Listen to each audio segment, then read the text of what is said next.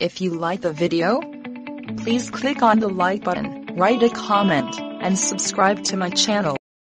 Hello everyone, my name is Sanya Ignatius Gonsalves and I am here to give you some tips and guidance for your upcoming 10th examination. So I'll be sharing my own experience and how I prepare for my 10th board.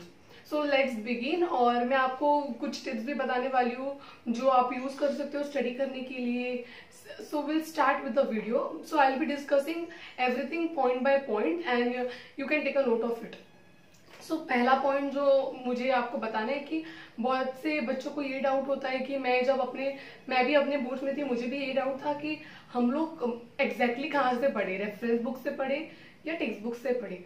तो मैंने मेरा पूरा 10th का exam text book से ही पढ़ा है. Reference book मेरे पास थी लेकिन मैंने ज्यादातर टेक्स्ट बुक को रेफर किया है क्योंकि हम लोग को जो बोर्ड से क्वेश्चन आंसर्स आते हैं वो सब टेक्स्ट बुक के आते हैं. सो आई थिंक आप लोग टेक्स्ट बुक से ही पढ़ो और टेक्स्ट बुक में बहुत इजी वर्ड्स में होता है. और अगर आपको लगता है कि टेक्स्ट बुक में कुछ डिफिकल्ट होगा तो आप रेफरेंस बुक को रेफर कर सकते हो, वो आपको इजी होगा. नेक्स्ट इज, बहुत से बच्चे पूछते हैं कि हम लोगों को स्टडी कितना करना चाहिए. अभी हम 10th में है तो हम लोग के घर पे ऐसा माहौल होता है कि now you are in 10th और 9 से 10 घंटा पढ़ाई करना पड़ेगा, लेकिन मुझे नहीं लगता इतना रिक्वायर्ड है. 4 to 5 hours is completely fine. Honestly speaking मैंने इतना ही पढ़ाई किया था, 4 to 5 आवर्स, ज्यादा कुछ नहीं है. आप सिर्फ जो 4 to 5 आवर्स आप जो पढ़ रहे हो उस समय आप सिर्फ पढ़ो और कुछ मत करो, टाइम पास कुछ मत करो, सिर्फ वो टाइम पे सिर्फ पढ़ाई करो. मेन पॉइंट अभी यहाँ जो आता है वो है डिस्ट्रैक्शन. और डिस्ट्रैक्शन बोलो तो अभी हम लोग सब घर पे है तो मेन डिस्ट्रैक्शन हम लोग का है वो है मोबाइल फोन. तो अभी हम लोग सब फोन यूज कर रहे हैं और हम लोग को मोबाइल फोन का बहुत ज्यादा डिस्ट्रैक्शन है. सो आप यू मेक श्योर कि आप जब पढ़ाई कर रहे हो 4 to 5 आवर्स आपके पास मोबाइल फोन नहीं है, क्योंकि अगर आप पढ़ रहे हो तो थोड़ी देर बाद मोबाइल फोन ले रहे हो फिर पढ़ रहे हो तो आपको कुछ याद नहीं होगा. ट्रस्ट मी, कुछ याद नहीं होगा. इसलिए आप मोबाइल फोन्स को थोड़ा अवॉइड कीजिए. एंड इट्स ओके कि आप 4 से 5 घंटे मोबाइल फोन्स यूज ना करें. होता है क्योंकि सुबह से शाम तक आप लोग को ऑनलाइन लेक्चर ऐसे ही चालू होता है, तो इट्स ओके कि आप लोग मोबाइल फोन्स यूज ना करें.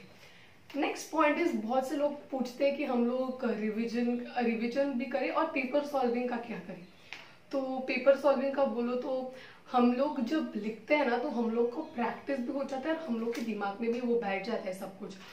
तो पेपर सॉल्विंग का जब मैं बोल रही हूँ तो आपको पेपर सॉल्विंग दिन में 2 पेपर तो सॉल्व करने पड़ेंगे, क्योंकि बहुत से बच्चों का प्रॉब्लम क्या होता है, वो सब पढ़ पाते हैं, सब बोल पाते हैं, लेकिन लिख नहीं पाते. उनको लिखने में प्रॉब्लम आता है और जब आप बोर्ड्स को डायरेक्ट जाते हैं विदाउट सॉल्विंग एनी पेपर, आप लोग वहां अटक जाते हो. आपको लिखने का कुछ सोचते ही नहीं कि हम लोग क्या लिखे और क्या नहीं. और कुछ लोग तो ऐसा होता है कि उन लोग का राइटिंग बहुत बेकार, मतलब अच्छा नहीं होता, और कुछ लोगों का राइटिंग बहुत स्लो होता है. तो उनको सब आता है लेकिन वो उधर जाके उनका पेपर ही छूट जाता है क्योंकि उनका राइटिंग स्लो होता है. तो जब आप पेपर सॉल्व करते हो तो एक तो आपका राइटिंग इंप्रूव हो जाता है, एक तो आपको प्रैक्टिस हो जाती है और आपका स्पीड बढ़ जाता है. खासकर लैंग्वेज पेपर में स्पीड बहुत इंपॉर्टेंट होता है. हम लोग के टाइम में बहुत से बच्चों का पेपर छूट गया था क्योंकि हम लोग के 100 मार्क्स का पेपर था तो और बहुत लेंथी होता है लैंग्वेज का पेपर. तो जिन लोगों ने वो प्रैक्टिस किया होता है उन लोगों को पता है कि हम लोग कितने टाइम में पैराग्राफ कंप्लीट कर दे, कितने टाइम में हम लोग का राइटिंग स्किल्स हो जाता है, कितने टाइम में हम लोग का ग्रामर हो जाता है. इसलिए इससे अच्छा यही है कि आप पेपर सॉल्व करते रहिए और इससे आपकी प्रैक्टिस भी होगी. कुछ पॉइंट ऐसा है कि टाइम टेबल कैसे रखिए, हम लोग पढ़े कैसे पूरा 10-20 साल. तो मुझे लगता है टाइम टेबल रखना आप अपने ऊपर डिपेंड कीजिए कि आप कैसा टाइम टेबल रखते हैं. सुबह तो आप लोग के ऑनलाइन लेक्चर्स होते हैं तो आप वो डिसाइड कीजिए, वो ऑनलाइन लेक्चर्स आप अटेंड कीजिए. उसके बाद आप कुछ दोपहर को कुछ पढ़ सकते हैं. लेकिन बहुत से बच्चों को ये भी डाउट होता है कि हम लोग को दोपहर को नींद आ जाती है. तो नींद का तो कुछ इलाज नहीं है. आप लोग क्या कर सकते हो कि आप दोपहर को जब आपको नींद आ जाती है उस समय आप मैथ्स या न्यूमेरिकल्स कर सकते हो, क्योंकि वो मैथ्स और न्यूमेरिकल्स आपको नींद नहीं आ सकती. आप लिखते रहेंगे तो आपकी नींद बच जाएगी.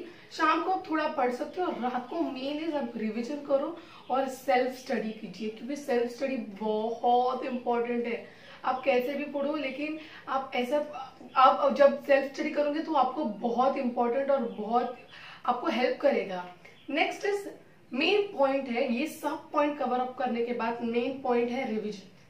बहुत से लोग बहुत पढ़ते हैं लेकिन रिवीजन करना भूल जाते हैं और फिर उनको याद ही नहीं होता कि हमने क्या पढ़ा है।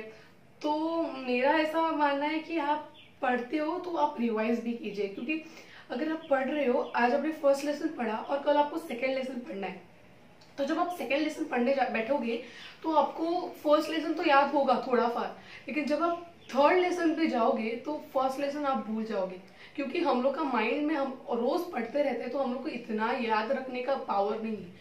तो आप लोग क्या करो, जब आप सेकेंड थर्ड लेसन पढ़ने बैठते हो तो फर्स्ट और सेकेंड को आप गो थ्रू करो, एक बार देखो कि क्या सब है, और देन आप थर्ड लेसन पे जा सकते हो।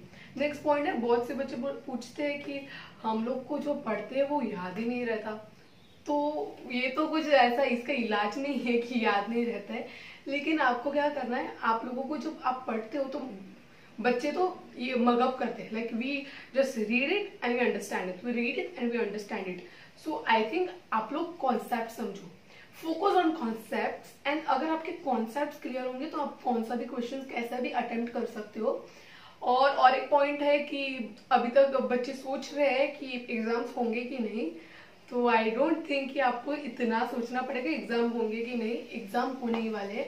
एंड इट्स गुड कि एग्जाम हो रहे हैं, क्योंकि जिन लोगों के अभी एग्जाम्स नहीं हुए उन लोगों को बहुत टेंशन है, मार्क्स रिजल्ट अनफेयर होता है, फेयर होते हैं, कुछ पता नहीं। तो आप पढ़ाई करते रहो and no need to stress so much. बहुत से बच्चों को 10th है तो बहुत स्ट्रेस है, घर वाले प्रेशर करते हैं, स्ट्रेस मत लो, क्योंकि अगर आप स्ट्रेस लेंगे ना तो आपको कुछ याद नहीं रहेगा, आप सिर्फ वही थॉट में रहेंगे कि मेरी पढ़ाई कैसी होगी, मैं पेपर लिख पाऊंगा, कंप्लीट हो जाएगा।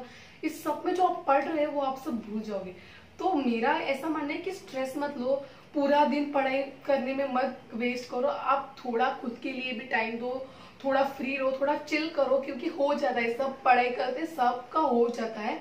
सिर्फ थोड़ा हार्ड वर्क करो, जो सब्जेक्ट आपको नहीं आते, जो सब्जेक्ट आपको डिफिकल्ट जा रहा है उसका आप रोज प्रैक्टिस कीजिए। जो आपको आंसर फॉलोइंग्स नहीं आ रहा है, मैथ्स का बहुत लोगों को प्रॉब्लम होता है, सम्स नहीं समझ आते, कॉन्सेप्ट नहीं समझ आते, मैथ्स का तो आप कॉन्सेप्ट समझ लो। अगर आपको कॉन्सेप्ट अच्छे से आते हैं तो आपको हो जाएगा, इसमें कुछ ऐसा प्रॉब्लम नहीं है कि आपको ये डिफिकल्ट जाते हैं उसको छोड़ दो, जो डिफिकल्ट जाते हैं उसको पहले करो और जो इजी आते हैं उसको बाद में करो, लेकिन वो सब करो, क्योंकि सब आता है और boards is not something very difficult, हो जाता है सबका। So I just want to say this and I hope कि मैंने जो बताया आप लोगों को हेल्प करेगा, and I hope you study well, और इतना make sure you are tension free है, यू आर स्ट्रेस फ्री। पता है सिचुएशन सही नहीं है, सभी जगह सिचुएशन बहुत खराब है, लेकिन हर साल किसी न किसी को तो बोर्ड्स देना पड़ता है, और इस साल आपकी बारी है, तो आई होप कि हो जाएगा। थोड़ा बड़ा और एक ही साल का टाइम है, एक ही साल में हो जाएगा। घर पे हो, पढ़ाई करो, डिस्ट्रैक्शन से दूर रहो। अभी मोबाइल फोन बहुत बड़ा डिस्ट्रैक्शन है, मैंने आपको पहले भी बताया है, थोड़ा सा कम करो। I don't say fully avoid करो, आप कर सकते हो, थोड़ा टाइम पास तो हो जाता है। एंड आई होप कि आप लोगों को ये सब हेल्प किया होगा। This is how I used to study for my boards exam, और मुझे ये बहुत हेल्प किया है, तो आप लोगों को भी हेल्प होगा। And all the best for your board exam. Hope so कि आपके पेपर्स भी अच्छे हैं, आपके एग्जाम कैंसिल ना हो, प्रेयर मत कीजिए कैंसिल होने की। होप सो आपके एग्जाम्स कैंसिल ना हो और आप अच्छे से पढ़ो।